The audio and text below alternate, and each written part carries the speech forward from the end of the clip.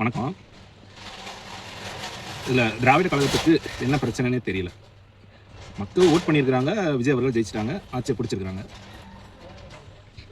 போன டைம் முந்தின டைம் ஏடிஎம்கே ஆட்சி அமைச்சிருந்தாங்க, போன டைம் நீங்கள் ஜெயிச்சிருக்கீங்க.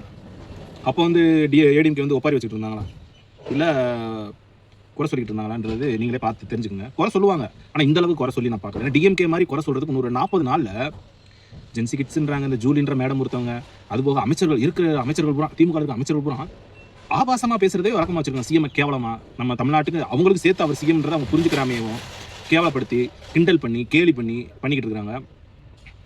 ஆண்டுட்டு போகட்டுமே, இதில் என்ன இருக்குது? நம்ம 5 வருஷம் ஆண்டு இருக்கும், அது முன்னாடி ஏடிஎம் ஆண்டுச்சு. இப்போ டிவிக்கு தாவேக்காவுக்கு ஒரு வாய்ப்பு கொடுத்துருக்காங்க. நல்லா பண்ணேன்னா அவங்கள எடுத்து காட்டலாம். இவனை ஆள தெரியாத வந்துட்டான், உங்களுக்கு சும்மா வந்து படத்துலேருந்து நேராக வந்துட்டான், அப்படி இப்படின்னு குறை சொல்லிக்கிட்டே இருக்கிறாங்க.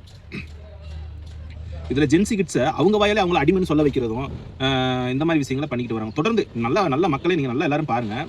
திமுக காரங்க எம்எல்ஏ பேசுறதையும் தமிழக வெற்றி கழகத்தோட எம்எல்ஏக்கள் பேசுறதையும் கம்பேர் பண்ணி பாருங்க. ஆப்போசிட் இருக்கிறவங்கள தாக்கி பேசுவாங்க, பட் வந்து அவங்க டேமேஜ் பண்ண மாட்டாங்க. தாவைக்காரங்க அவங்க வந்து குற்றம் பண்ணியிருக்காங்கன்ற விஷயத்தை மட்டும் தான் சொல்றாங்க. ஊழல் நடந்திருக்குது, இந்த மாதிரி விஷயம் நடந்திருக்கு, அது உண்டான ஆரஞ்சுக்கிட்டு இருக்கும், அது உண்டான ஆக்ஷன் எடுத்து எடுப்போம்னு சொல்லிட்டு இருக்காங்க. ஆனால் திமுக காரங்க எந்த ஒரு அமைச்சரையும் மதிப்பு கிடையாது, சிஎம்முக்கும் மதிப்பு கிடையாது.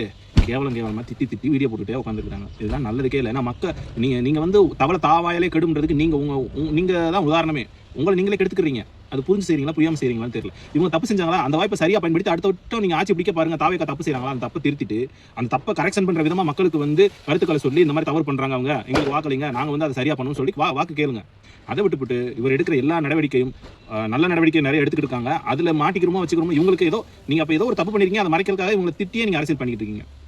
தயவு செஞ்சு கொஞ்சம் மாற்றம் அடைஞ்சு கொஞ்சம் சிறப்பாக செயல்படுங்க எதிர்க்கட்சியாக. அப்படி செயல்பட்டால் மட்டுமே தமிழகத்துக்கு ரொம்ப நல்லது. ஆனால் கேள்வி கேட்கறதுக்கு யாராவது இருக்கணும். தாவேக்காவை எதிர்த்து கேள்வி கேட்கறதுக்கு இருக்கணும், தவிர்த்து தாவேக்காவை மட்டம் தட்டுறதோ அவங்க மட்டம் தட்டி பேசி பர்சனல் அட்டாக் பண்ணுறது எந்த விதத்துலையும் நியாயமும் கிடையாது. அது நல்லதுக்கும் இல்லை.